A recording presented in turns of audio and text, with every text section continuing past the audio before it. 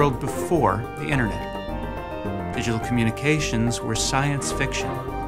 Business was conducted in person or over the phone. But there were some people who saw that the future was closer than it seemed. In 1976, the scientific community opened an academic journal and read a groundbreaking article. I think the genius of the Diffie-Hellman paper was, at least partially, envisioning our future. They also had the genius of knowing what might be done to protect our privacy, to protect commerce in such a future. I could foresee the day when buying a loaf of bread would involve electronic funds transfer. I certainly imagined purely electronic offices or buying and selling from your home terminal. I rather imagined we were moving forward technically into a future in which either technology could be used to protect the individual or technology could be used to assault the individual. He perceived a world that would have everybody communicating remotely. I couldn't see that this could possibly happen in our lifetimes. And then slowly I watched his vision unfold. So I was working in a vacuum, and then Whit shows up, and many of the things I'd been thinking about, he'd been thinking about, some ideas he hadn't occurred to me, and vice versa. And written signature is hard to copy. That's why we think we get authenticity from it. On the other hand, a digital file can always be copied perfectly. So I realized that I came up with the notion, in essence, of digital signature. The New Directions in Cryptography paper laid the foundation for security in the digital age. Prior to Whit Diffie and I at Stanford and Ralph Merkle independently at Berkeley coming up with the idea of public key cryptography, the idea of public key cryptography was actually heresy. No one ever thought it was possible to break cryptography in half, to separate the encryption key and the decryption key and allow one of them to be published and one of them to remain secret. So the New Directions paper laid out a vision of what communications could be like that was very inspiring. It was tremendously well written. The thing that particularly intrigued me about this paper was the suggestion that we could do digital signatures so that you could do an electronic equivalent of a handwritten signature. Because they didn't have a solution in the paper, and so it was open as to whether you could do it or not. So I said, this is interesting, and I started talking with Adi Shamir, who was there at the time, the math faculty, and Len Edelman. And I said, hey guys, this is an interesting problem. You know, would you like to help me try to work this through and see if we can come up with a proposal? I was intrigued. It's something that will occupy your mind. You won't sleep until you'll be able to solve the problem. Oh, we spent a lot of time together trying to think of ideas. Oh, we were great friends. Every place we went, that's all they'd ever talk about. We'd be on gondolas, they'd be talking about that.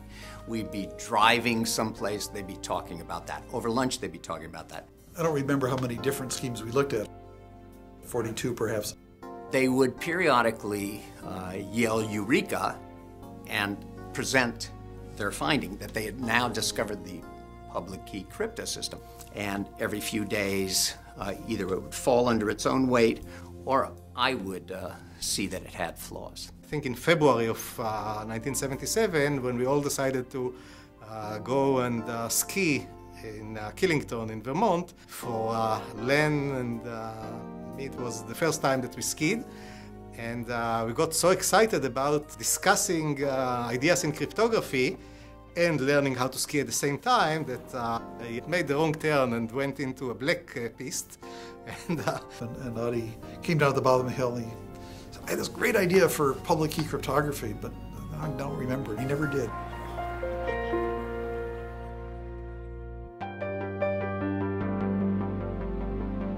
And then came a night, I think it was actually April 3rd, if I got the calculation right, of 1977. Our graduate student, Ani Bruce, had a Passover dinner. And we all went, Adi, Ron, I, and many others. And probably a disproportionate amount of the wine ended up with Ron. I went back to my apartment and realized that some of the ideas that we've been talking about earlier in the day just fit together just right. And then I remember, and Ron does not, getting a phone call, I think slightly after midnight. And it's Ron on the phone, and he says to me, Len, what about, And then he described something about prime numbers, exponentiation, and like that. And I said to him, congratulations, Ron. I think you did it. I think this one's actually going to work. It's something that was bound to be discovered by somebody, and the time was just right. One of my first reactions was, how the hell did we miss that?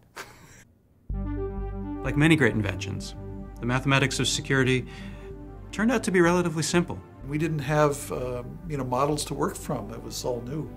The heart of our algorithm depends on certain number theoretic characteristics or properties. One is that finding large prime numbers should be easy, but that factoring the product of two of them should be hard. The size of the number needed to be big enough to be difficult to factor, that was all. And that was the secret in the end that made it work for us.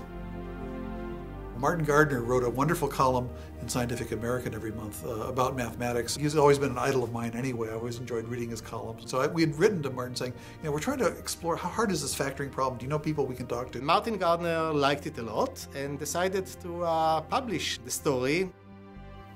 People were talking about it. People I didn't know were discussing it, and I'd overhear them. We had a challenge. We also had an offer to send people a technical memo if they were sent in a self-addressed stamped envelope. I came to MIT to check my mail. I opened the door and I just saw those piles of self-addressed stamped envelopes, and it was only then, at that moment, that it dawned on me that this might be something big. The Bulgarian Secret Service wanted a copy of the manuscript and like that, and I couldn't imagine why. The government was interested. We saw the National Security Agency was interested. And this was probably the moment when I suddenly realized that the fate of nations rose or fell on how well cryptography helped them or didn't. And then we heard that maybe it was illegal to be sending these things around because of export laws. Now, this was not munitions. This was a scientific paper. No one wanted to take the responsibility and to make a decision. Mike Dertouzos, the head of the Laboratory for Computer Science, decided enough is enough, and he advised us to proceed with the distribution. And we had a big pizza party and got all the graduate students stuffing envelopes with the technical report and mailed it out.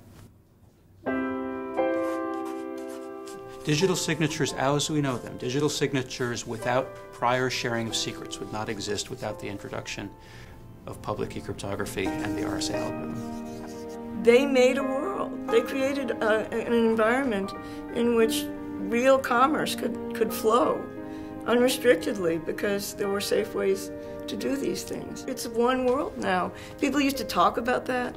They used to idealize it. But these guys made it happen. To see that it has spawned an industry where people are employed, young people get jobs, they raise their families on that salary. To see that that's grown out of this is extremely gratifying. The main reason that RSA had become so trusted, because it had been around for 30 years, it had been pounded on by zillions of people, and it is still standing on its legs.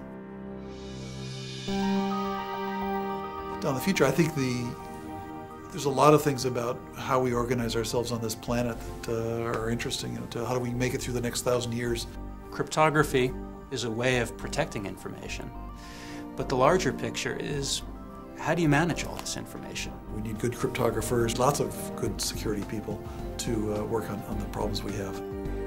Every year, this community has gathered at the RSA Conference to celebrate achievements and to look forward to interact around the issues of the day in bringing cryptography from theory into practice. That's not just about implementation, it's about transformation of the way that society integrates with security.